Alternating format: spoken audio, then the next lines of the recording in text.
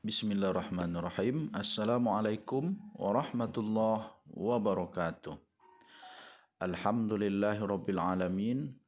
Asyhadu an la ilaha illallah wa asyhadu anna Muhammadan abduhu wa rasuluh la nabiyya ba'da. Yang kita hormati Bapak Dr. Haji Syukri Iska MAG, yang kami muliakan saudara mahasiswa yang mengikuti perkuliahan fikih kontemporer. Alhamdulillah, pada hari ini kita dapat kembali melanjutkan perkuliahan kita. Mudah-mudahan bisa menjadi ilmu yang bermanfaat sekaligus untuk menambah wawasan kita tentang keilmuan fikih kontemporer. Selawat beriringan salam kepada Nabiullah Nabi Muhammad sallallahu alaihi wasallam. Kita berharap untuk selalu bisa menteladani, menjadikan beliau suri teladan dalam kehidupan kita, dan kita juga berdoa selalu untuk berharap syafaat dari beliau nanti di yaumil akhir. Bapak dan mahasiswa yang kami banggakan, bahwa pada hari ini kita akan membahas tentang materi perkuliahan kita tentang gulul, korupsi, riswah atau suap, dan pemberian hadiah kepada pejabat. Kita tahu bahwa korupsi adalah tindak pidana kejahatan luar biasa atau extraordinary crime yang merusak dan mengancam sendi-sendi kehidupan bangsa. Bagi peraturan-peraturan perundang-undangan untuk pemberantasan korupsi sebetulnya sudah ada, namun praktik korupsi di Indonesia masih terus berulang dan semakin kompleks dalam realisasinya. Jika kita lihat data pada tahun 2010 menurut data Pacific Economic and Risk Consultants, Indonesia menempati urutan teratas sebagai negara terkorup di Asia. Jika dilihat dalam kenyataan sehari-hari, korupsi hampir terjadi setiap tingkat dan aspek kehidupan masyarakat. Mulai dari mengurus izin mendirikan bangunan, proyek pengadaan barang atau jasa di instansi pemerintah, sampai penegakan hukum. Walaupun berlahan, skor indeks persepsi korupsi atau CPI Indonesia terus membaik dari tahun ke tahun. Kan tahun 2019 skor CPI Indonesia naik 2 poin dari tahun sebelumnya menjadi 40 dan berada di posisi 85 dari 180 negara yang ada. Tanpa disadari, korupsi muncul dari kebiasaan yang dianggap lumrah dan wajar oleh masyarakat kita, seperti memberi hadiah kepada pejabat atau pegawai atau keluarganya sebagai imbal jasa sebuah pelayanan. Kebiasaan itu dipandang lumrah sebagai kebiasaan dari budaya ketimuran. Kebiasaan korupsi ini lama-lama menjadi bibit-bibit korupsi yang nyata. Namun akhir tahun 2020 kita dihebohkan dengan tertangkapnya 2 orang menteri, Menteri Perikanan, Kelautan, dan Menteri Sosial, kena kasus korupsi. Artinya adalah walaupun CPI Indonesia meningkat, namun kasus korupsinya semakin menjadi. Dan ini tentu merusak tatanan bangsa kita karena kasus korupsi ini. Karena itu kita akan coba melihat dan membahas bagaimana sebetulnya korupsi itu menurut Islam dalam perspektif bahasanya adalah ghulul, riswah dan pemberian hadiah kepada pejabat. Kita lihat dulu apa itu pengertian ghulul atau korupsi itu. Korupsi berasal dari bahasa Latin corruptio atau corruptos. Kata tersebut kemudian diadopsi ke dalam bahasa antara lain bahasa Inggris corruption, bahasa Belanda corruptie, bahasa Indonesia korupsi. Korupsi secara harfiah bisa berarti kejahatan, kebusukan, dapat disuap, tidak bermoral, kebejatan, dan ketidakjujuran. Dan menurut Undang-Undang Nomor 31 Tahun 1999 tentang pemberantasan tindak korupsi, korupsi itu adalah setiap orang yang melawan hukum melakukan perbuatan memperkaya diri sendiri atau orang lain atau suatu korporasi yang dapat merugikan keuangan negara atau perekonomian negara. Yang keduanya, korupsi itu adalah setiap orang yang dengan tujuan menguntungkan diri sendiri atau orang lain atau suatu korporasi menyalahgunakan kewenangan, kesempatan atau sarana yang ada pada karena jabatan atau kedudukannya dapat merugikan keuangan negara atau perekonomian negara. Itu juga yang dapat dilihat dalam pasal-pasal dalam KUHP. Bisa saudara lihat. Selanjutnya kita akan melihat bagaimana menurut hukum Islam tentang korupsi itu.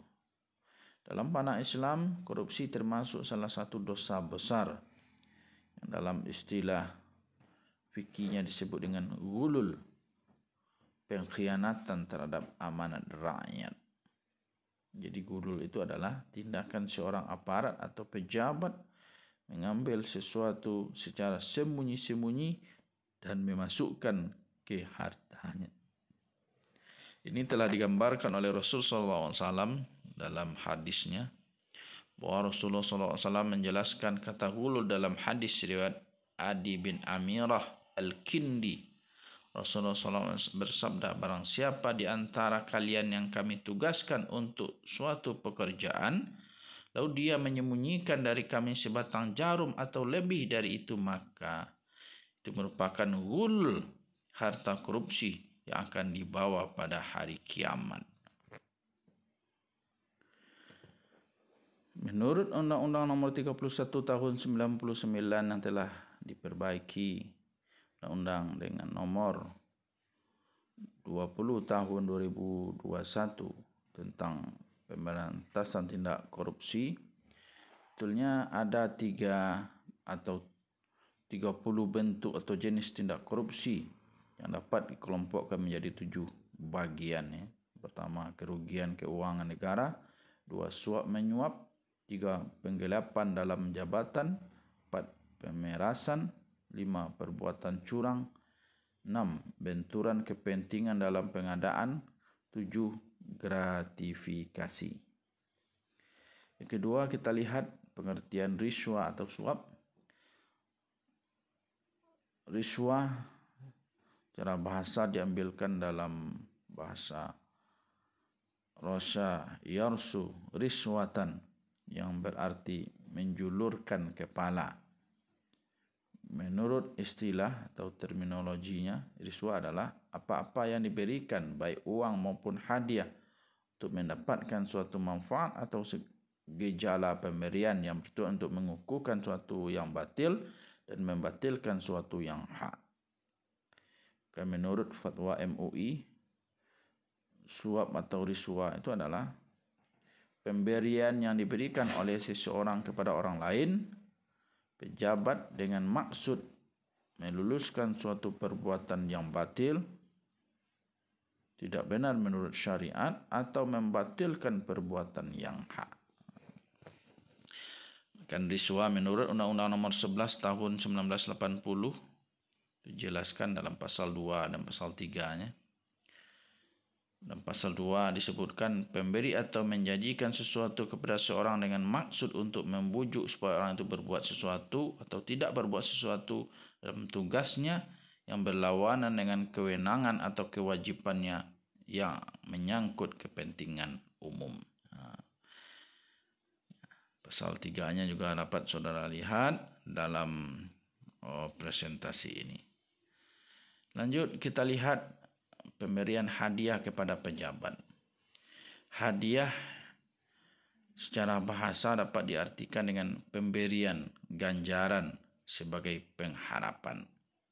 Terangkan secara istilah menurut Abdullah At-Turaiki, hadiah adalah sesuatu yang diberikan oleh seseorang kepada orang lain tanpa ada syarat.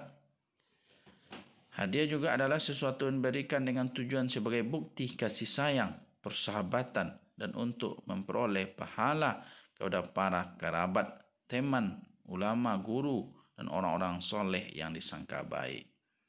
Jadi hadiah ini tujuannya adalah tanpa syarat dan memang untuk menjalin persahabatan, kasih sayang, atau atas prestasi.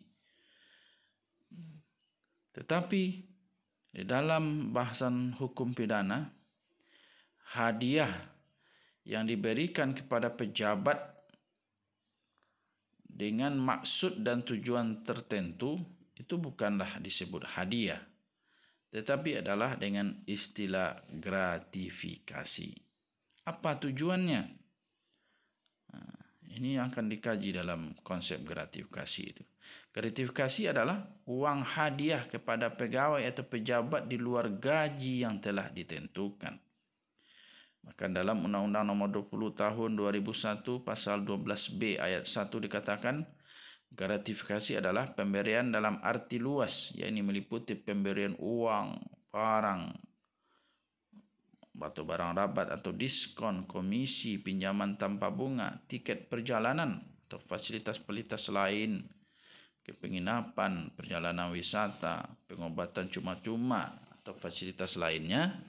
Itu adalah gratifikasi karena dia ada berhubungan dengan jabatan. Tapi kalau hadiah saja itu malah dianjurkan oleh Rasul sallallahu alaihi wasallam. Tahaddaw wa tahabbu, kata Nabi. Maka saling memberi hadiahlah kalian, maka timbulkan rasa kasih sayang.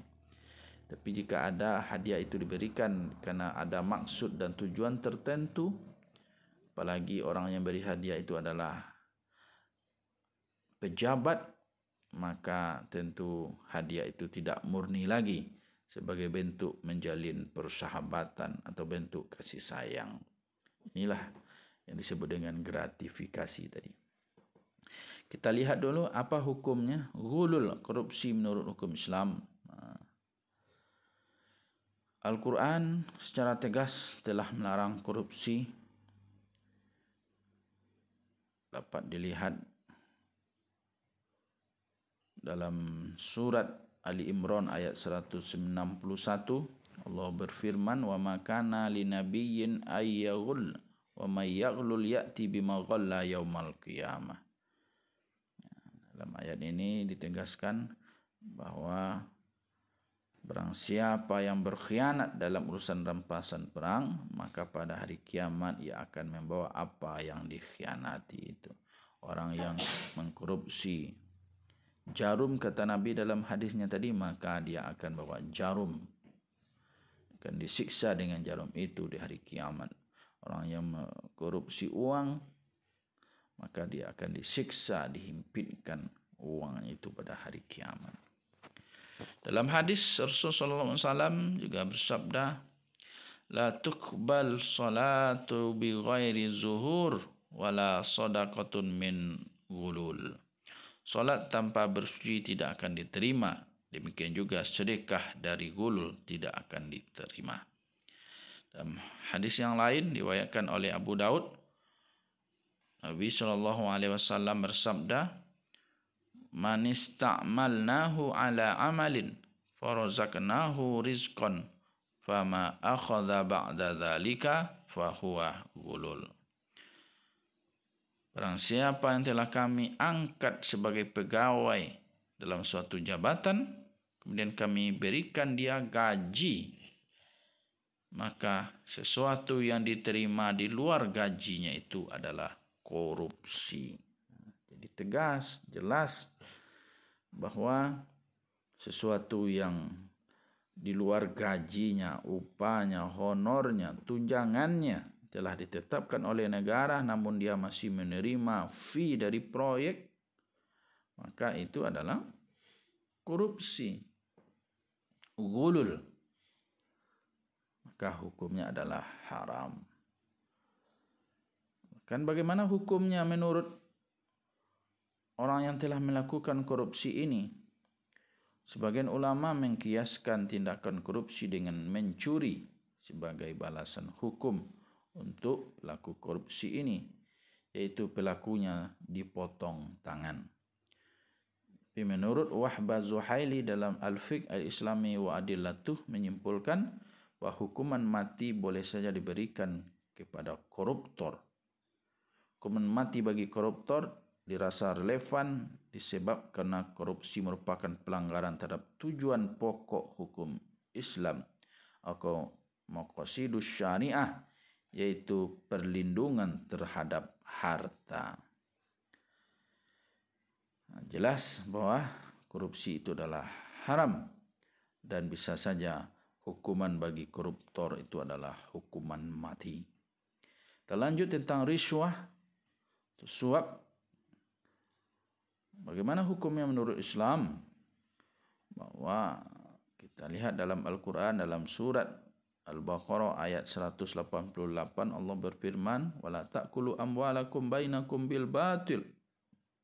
Dan janganlah kalian saling mendapatkan harta secara batil. Dalam hadis Rasulullah SAW dari Abu Hurairah juga bersabda, la'ana Rasulullah sallallahu alaihi wasallam ar-rasi wal murtasi fil hukmi. Rasul sallallahu alaihi wasallam melaknat orang-orang menyuap dan orang-orang yang disuap. Kan dalam ijma' ulama sepakat mengharamkan riswah atau suap ini.